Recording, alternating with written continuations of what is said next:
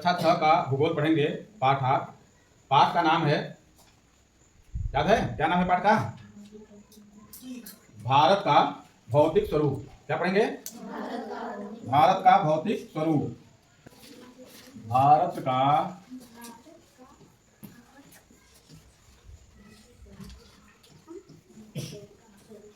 भौतिक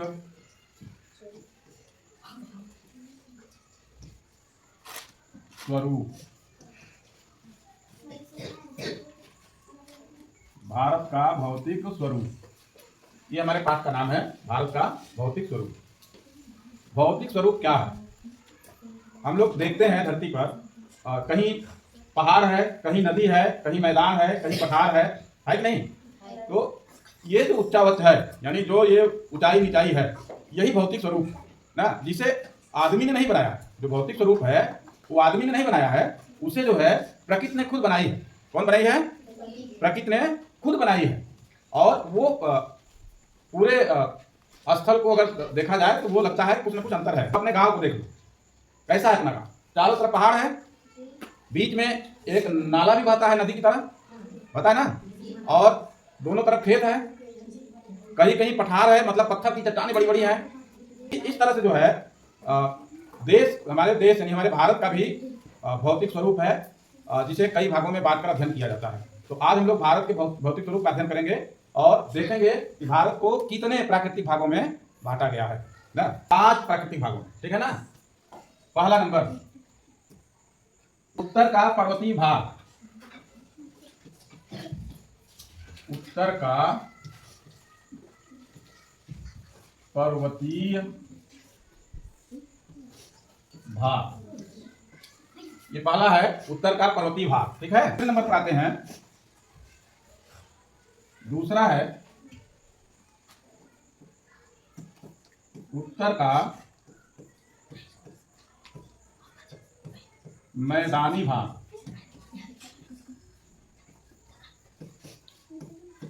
उत्तर का मैदानी भाग। तीसरा नंबर है,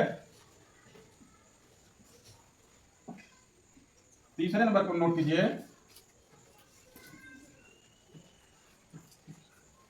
थार का मरुस्थल। चौथा नंबर,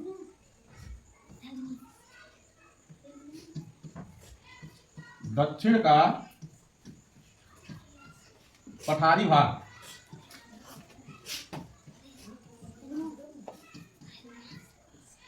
पांचवा है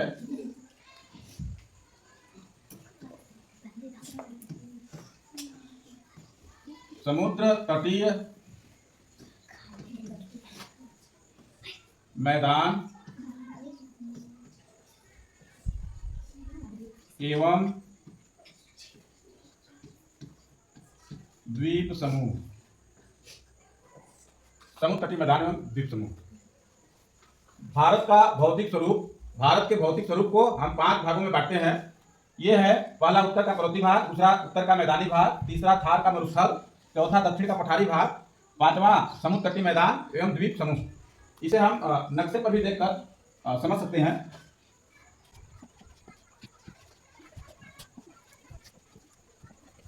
भारत का भौतिक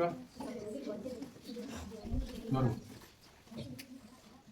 अभी हम लोगों ने देखा कि भारत के भौतिक स्वरूप को 5 भागों में बांटा गया। कितने भागों में बांटा गया है? 5 भागों में। तो उन 5 भागों में अब आप लोग हमको बताएंगे, पहला क्या है? उत्तर का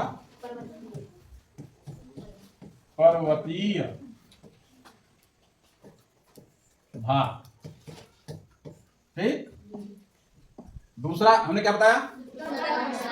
उत्तर का, दूसरा है उत्तर का मैदानी भाग, ठीक है। तीसरा हमने क्या बताया? थार का मरुस्थल। और चौथा हमने क्या बताया? दक्षिण का, दिख रहा है, दक्षिण का पठारी भाग। और पांचवा हमने क्या बताया? समुद्र तटीय मैदान एवं द्वीप समूह। ये 5 भाग हैं हमारे भारत के। भौतिक रूप से भारत को 5 भागों में बांटा गया। अब हम इसको नक्शे में देखते हैं। आपके सामने जो ये नक्शा है ये भारत का है। कहाँ का नक्शा है? भारत का। तो चलिए भारत के नक्शे में हम देखते हैं कि पहला भाग जो है उत्तर का पर्वतीय भाग किधर है। ध्यान से देखिएगा। हाँ देखिए भारत, ये नक्शा जो है, नक्शे में पहले आप जान लीजिए कि ये एक निशान हम बना दे रहे हैं, उसको आप लोग दिमाग में रख लीजिए। जैसे देखिए ये निशान है, ये नॉर्थ है, ये साउथ है, ये ईस्ट है और ये वेस्ट है। इसका मतलब जानते हैं, इधर उत्तर है, इधर दक्षिण है, इधर पूरब है और इधर पश्चिम है। इस नक्शे में भी देखो, इधर उत्तर हो गया, इधर दक्षिण, इधर पूरब और इधर पश्चिम ना। क्लियर है? तो ये क्या कह रहा है? उत्तर का पर्वतीय भाग पहला क्या है? तो वो भारत के उत्तर में होगा। तो भारत का उत्तर मतलब इधर होगा ना। तो हम भारत के उत्तर में देखते हैं। तो देखिए ये जो है भाग, ये या ऐसे देखिए, ये जो भाग है, ये देख रहे हैं ना, ये जो भाग है ये पहाड़ है। क्या है? पहाड़। यहाँ कौन पहाड़ है? हिमालय। कौन पहाड़ है? हिमालय। तो ये इसको इसीलिए हम लोग बोलते हैं भारत का पर्वतीय भाग। ये पूरा जो है हिमालय पहाड़ है ना। भारत के उत्तर में हिमालय पहाड़ है, इसीलिए हम इसको पर्वतीय भाग बोलते हैं। और हिमालय पहाड़ में जो श्रेणियां है वो दुनिया की सबसे ऊंची श्रेणी भी है। जानते हो दुनिया की सबसे ऊंची श्रेणी कौन सी है? कोई बताए? दुनिया की सबसे ऊंचा पहाड़ माउंट एवरेस्ट। क्या नाम है? Mount Everest. और माउंट एवरेस्ट की ऊंचाई बता दें, 8,848 मीटर। कितना है? 48 मीटर। इतना ऊंचा है। अब सोचो ना।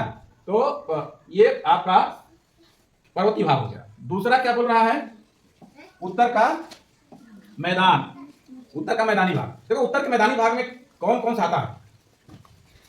पर्वतीय भाग में आप इसको जान लीजिए, जम्मू कश्मीर, उत्तराखंड, इधर पूर्वोत्तर के असम राज्य ना, सिक्किम, ये सब आते हैं। ठीक है ना। और उत्तर का मैदानी भाग, उत्तर का मैदानी भाग ये भी उत्तर में होगा।